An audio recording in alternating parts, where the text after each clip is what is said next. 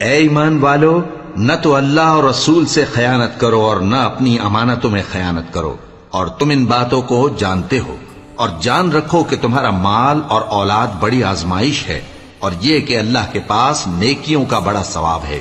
مومنو، اگر تم اللہ سے ڈرو گے تو وہ تمہارے لیے حق و باطل کا فرق ظاہر کر دے گا اور تمہارے گناہ مٹا دے گا اور تمہیں بخش دے گا، اور اللہ بڑے فضل والا ہے۔ اور اس وقت کو یاد کرو جب کافر لوگ تمہارے بارے میں چال چل رہے تھے کہ تم کو قید کر دیں یا جان سے مار دیں یا وطن سے نکال دیں،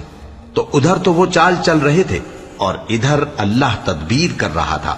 اور اللہ بہترین تدبیر کرنے والا ہے۔